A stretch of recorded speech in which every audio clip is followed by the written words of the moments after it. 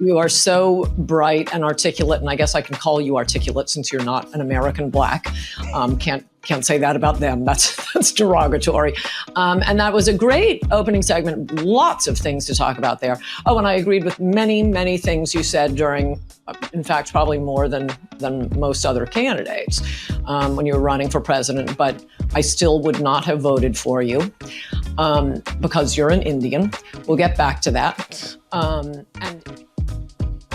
And so I think that's what's at stake in the context of being an American nationalist, is whether or not you're committed to those civic ideals. That's a different question from being an ethno-nationalist. I think we're headed to a future where we still have to define what the different branches of a pro-nationalist conservative vision are here in the United States. I see the emergence of a strain that's skeptical of civic nationalism, believes that civic nationalism is really just a siren song, something that we can't really hang our hat on. It's too thin to anchor our identity to. A vision that says, you know what, somebody who has been here as long as fourth or fifth or sixth generation as an American, descended from people who have been here a long time ago, have a different claim on this country than somebody who may have come here as an immigrant. Yes, went through the oath of pledging allegiance to this country, but nonetheless haven't yet vested in citizenship in the same way as somebody who inherits a country that's more than just an economic zone. And I think it's an interesting discussion to have. And that's why I brought on today somebody who I think has some thoughtful perspectives on the future direction of our country, of our conservative movement, and on this question of nationalism and national identity, somebody I've been fascinated by for a long time and have interacted with on social media, but for the first time we're having a at least live form conversation in the offline sense of it. It's Ann Coulter. So Ann, thanks for coming on, and I'm looking forward to our conversation today. Me too. Thanks for having me. That was a fantastic opening monologue.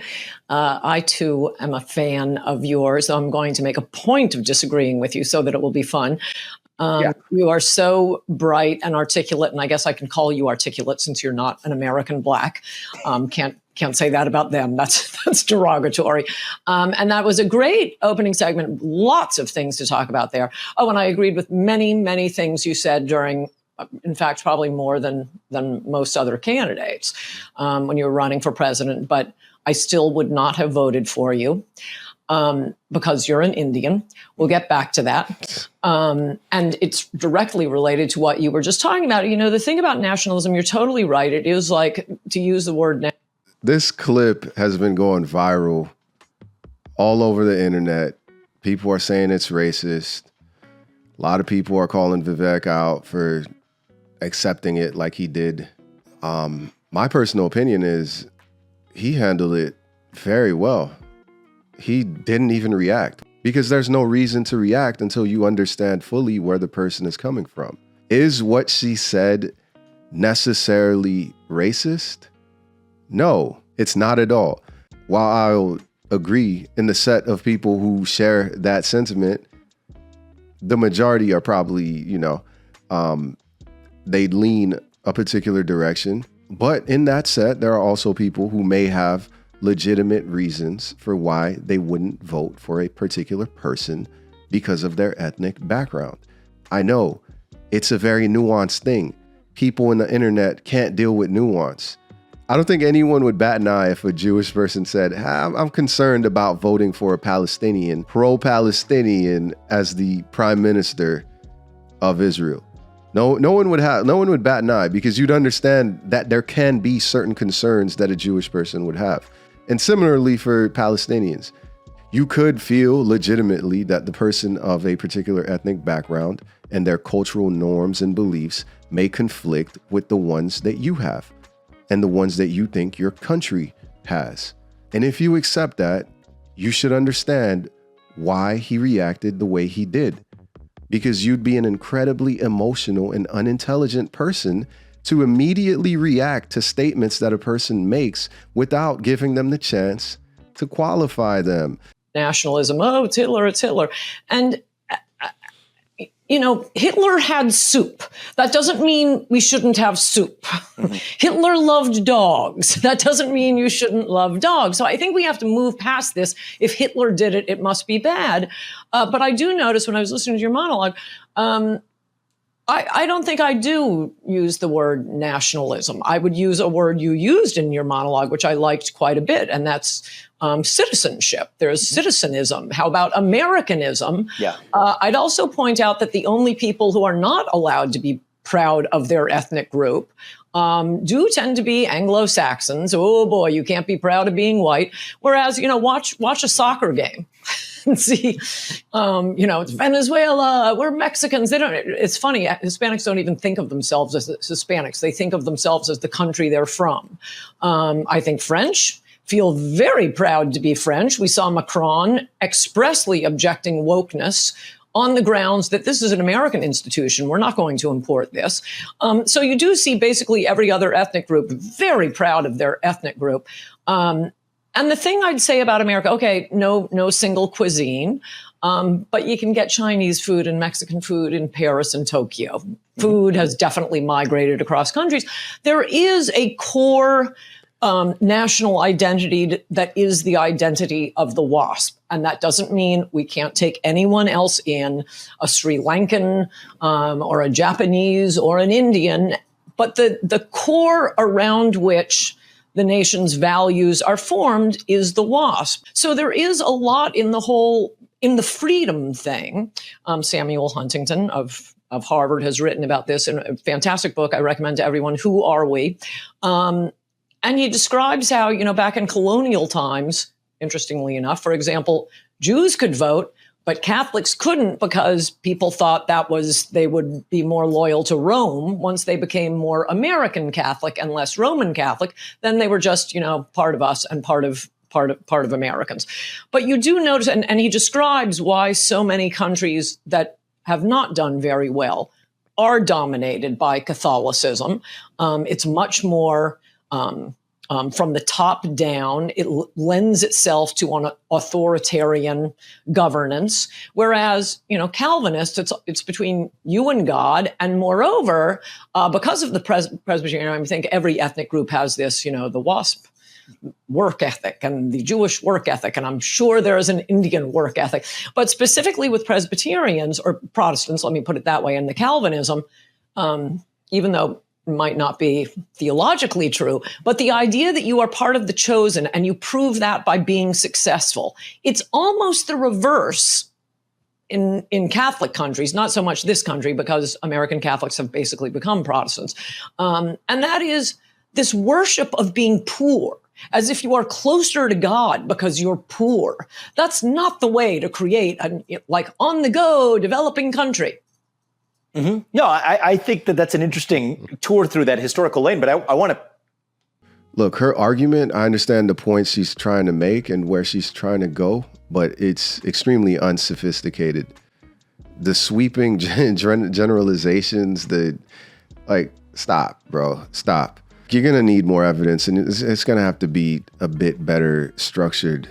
Look, now, if it's your belief that the critical factor affecting the success or failure of different nations is whether or not they choose to adopt Catholicism, you're unsophisticated. There's so many more geopolitical factors that are happening that determine the success or failure of different nations than their being Catholic, right? So I'm going to continue to allow her to develop her argument.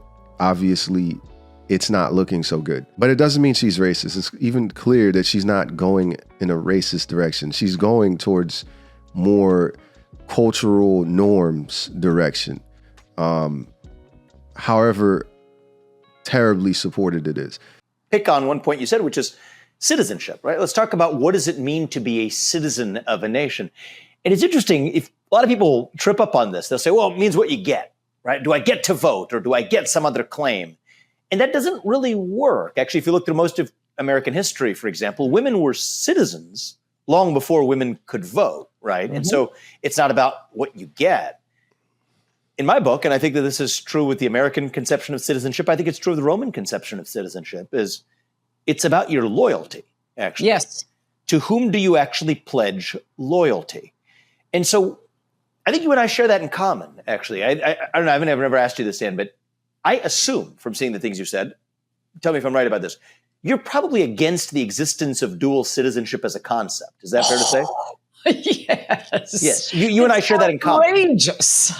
It's incoherent. It's not just outrageous. It's incoherent. It's oxymoronic. How could you possibly have a loyalty to two different nations where the essence of citizenship is which nation to whom you had your undivided loyalty? That's what the essence of citizenship is all about. So you and I agree on so much there. But where I wouldn't say lose you, but I may fail to fully understand you, is on that axis of citizenship, what does ethnicity have to do with the matter?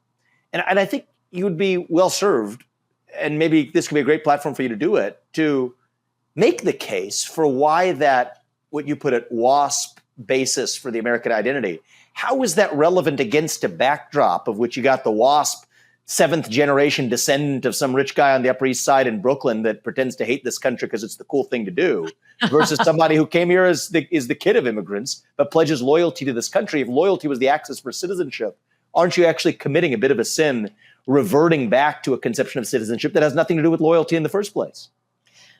There you go. That's how you engage in a discussion. That's how you disabuse people of their foolish notions. So she agrees that loyalty is a good measure for citizenship, but also thinks that ethnicity is a good proxy for measuring loyalty. At the same time, accepting that a person can be of the desired ethnicity for her and be disloyal. That's a bad proxy, which further proves that her basis for her position is just not well-founded. Well, I will say many of those seventh generations WASP I definitely hate. I know we have a lot of really, really bad ones, but like I said, anyone can adopt this. I guess what I just said, if any of your children marry a DAR, I would definitely vote for them for president. It's not so much, it's more, president is different. You have to be natural born, as you know, which, by the way, Ted Cruz is not, basically because of what you were just describing. Where is the loyalty? So ambassadors' children born actually in the United States are not natural born, but that's a total sidebar. I've gotten It's actually not a sidebar at all. I mean, the fact that ambassadors' kids born in the United States are not citizens is actually an overlooked fact. If the kid of an ambassador from Mexico does not enjoy birthright citizenship, neither does somebody who's in this country illegally. Yes. Birthright citizenship either, right? So that's actually a quite important logical chain. But I go back to, forget even because you get to this constitutional, legalistic, and I like that stuff, but we'll just put that to one side for a second. But the essence of American identity, I think there's a part of you that believes, I think you basically said so, that part of that identity is tied to a certain Anglo-Saxon heritage of this country, and that you're more American if you vested into that over the course of generations that are descended from that, rather than somebody who came here with a civic commitment to the country, went through the naturalization process, and then their kids may, in some real sense of the word, and the reason I respect you is that you actually have the, so to speak, the stones to be able to say it, is that you think that there's a difference in the status of the Americanness of that person. And that's where I think I disagree with you, but I want to give you the opportunity to air the case for that strand of national identity that I think we ought to just smoke out and be able to have a discussion about. Well, the reason I mentioned the natural born citizen is I'm only talking about president of the United States. So obviously the framers thought there was something different about being president, the one man who holds one entire branch of government in his hands. It isn't to say anything about who could be a Supreme Court justice, and they have a little more power than the president, by the way, or secretary of state or governor, or obviously senator or any other position, but president, and I guess by extension, vice president. That is something that the framers did think was so important that you had this deep generation-wide loyalty. And why would they think that? Well, as many said at the time, freedom is a wonderful thing, but it's a very hard thing to learn. And one of the things, and I cite these polls in my book, Adios America, it's striking and depressing that lots of our very best immigrants just do not understand the Second Amendment.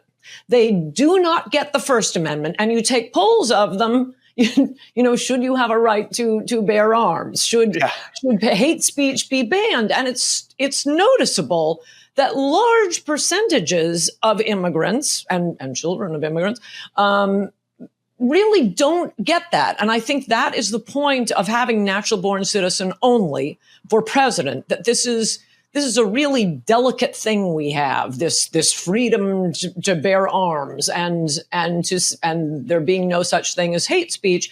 And it's just an additional little safeguard. Here's my question for you on that is, because the left is actually... Yeah, so her argument is essentially that ethnicity is a good proxy for one's capacity to adhere and support the constitutional guarantees of our country. It's a nuanced argument, but her case is not well structured, and it's a poor argument from her. Is it the case that different ethnic groups have different norms and beliefs? Sure, yes, that is a fact. But is it necessarily the case that a person of a different ethnic background lacks the capacity or the willingness to adhere to the Constitution and the norms of this country? No, that's not the case. So it's a bad argument. Yeah, her argument is not a good one. But again, she's not racist. There was nothing racist about it. In fact, it was very underwhelming how much hype and fervor there was online about how incredibly racist this was and how weak Vivek was. And it's like, come on, man. Like, she just made an argument. She has a position. She has her reasoning for her position. It may not be the most well-founded reason, but it's not simply, oh, this person is of this race, I don't like them, I won't vote for them. That, like, she has a reason. Attack the reason without having to smear someone as being racist or smear the other person who's just listening as being somehow weak or pathetic or whatever they want to call it, man. Like, it's crazy. What should he have done? I'm just confused. Like, what should he have done? Should he have flipped the table, like shut off the stream? Like, no, obviously a fruitful discussion took place and he allowed her, because he's someone who's charitable, to support and elaborate her case. And this will potentially be a learning lesson for her. I hope she sees this video, but I understand her reasoning and why she would make that case. It's just not well supported. If you disagree with me, I'd like for someone to enlighten me on how it's necessarily racist for someone to not want to vote for a person because of their concerns of their ethnic background and the norms that they have. Please, someone enlighten me as to how that is the case. I might be wrong. I'm open to being wrong.